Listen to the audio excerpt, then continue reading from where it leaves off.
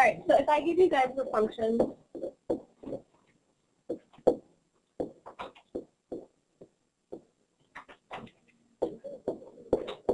so number 5 was what kind of motion does the constant non-zero source?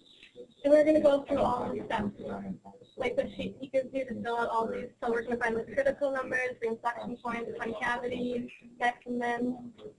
So the first step for this, can anyone tell me what we always start with? Yep, the first derivative. And I know this is second nature for you guys now, so.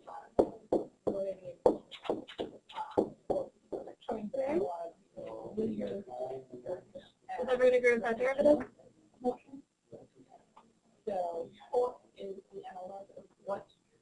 Okay, from here on out, we normally say that we set the derivative equal to 0. So every time we take a derivative, we're going to set it equal to 0, right?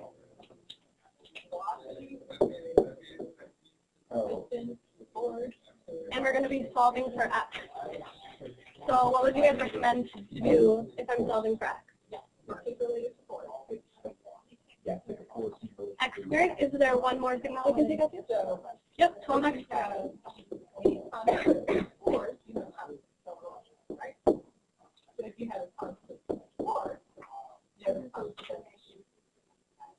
All right, when we pull something out of an equation like this, we can put them both equal to 0 then, right? Okay. So 12x squared equals 0, and x minus 1 equals 0. So what are the answers you guys are getting? What are, hey, Jennifer. And hello, Stephanie. And Jen. All right, so what numbers are you guys getting for your x's? 0 and 1, good. So over here it's x equals 0, and over there it's x equals 1. And what do we call them? Critical values, good.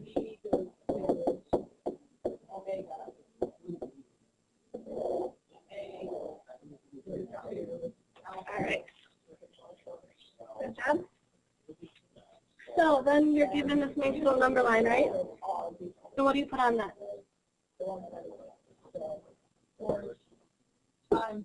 The critical numbers we just found, right?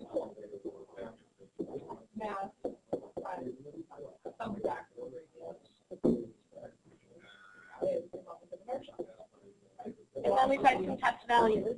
So what did you guys choose for test values? -1 over here. What about in the middle? 1/2?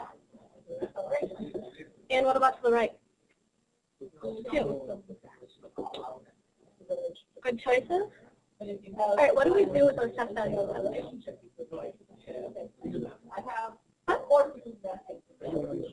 Yeah, you plug them into the derivative. So our derivative is up here. And then when we're plugging it into the first derivative, we're not looking for an exact value, right? We're just looking to see if it's positive or negative.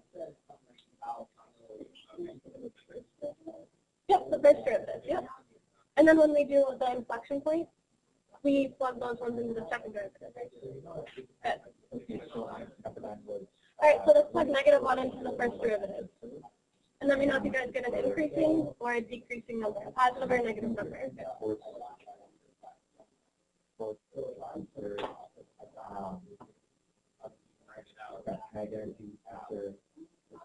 When you figure it out, just say it out loud and we can see if we all agree.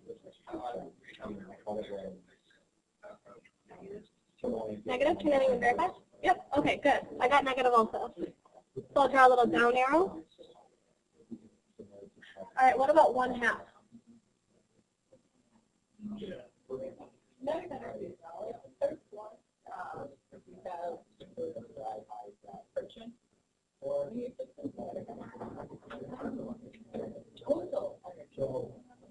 Everyone trying the algebra?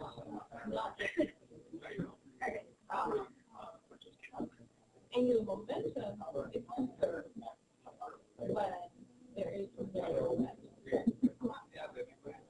So, you know, positive? Does anyone agree with positive? Yeah? Okay, so if we plug 1/2 into the first derivative, so 1/2 cubed, what's that?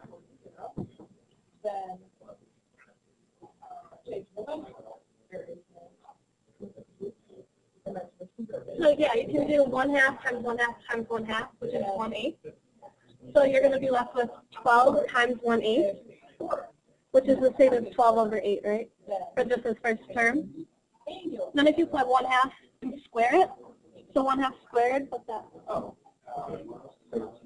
1/4. So 12 divided by 4.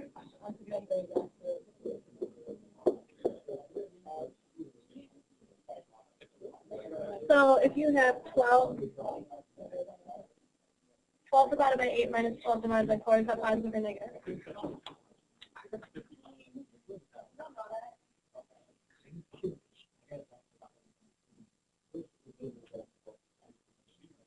No idea?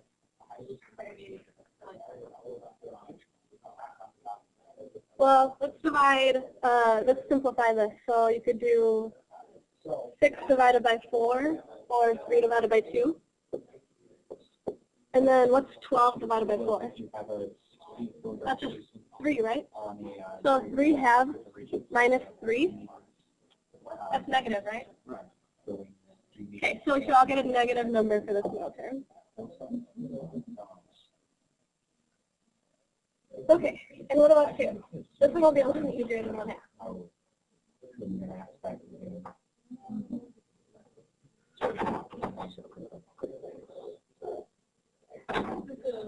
You got negative? Oh. Okay, so 2 cubed is 8. Positive? Does anyone else agree positive or negative? Okay, I got a couple positives. All right. Everyone okay so far with that? Okay, so we'll think that was just like the algebra that might mess you up. Just do it on the side and you'll be fine. Okay, so when I have my arrows, I always start by writing out in words what those arrows mean. So for the first derivative, it's increasing and decreasing, right? So right here, since it's a down arrow, it's decreasing. That one's also decreasing. And then the last one is increasing. That'll help us out a lot when we try to determine our intervals of increasing and decreasing.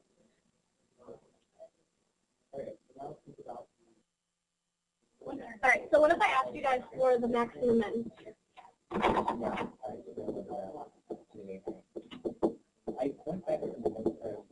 Do you guys have any idea how to find those?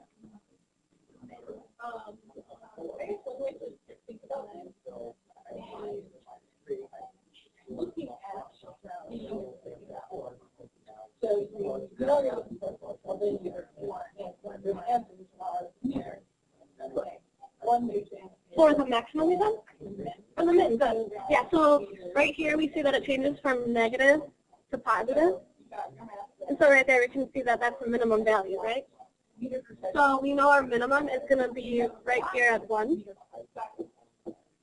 And then just like she said, you plug that x value into the original equation. Our original is way up here to get that y value. So did you determine the y value for that? 1?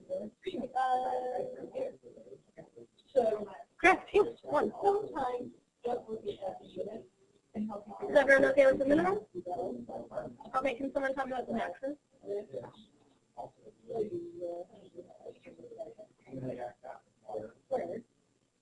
Can you have a maximum of infinity? Sometimes infinity doesn't stop, right? It goes on and on, so you can't say that infinity is a maximum. That would be an interval. Oh, that's a good observation. But actually, you notice that when we have a minimum, it goes from decreasing to increasing.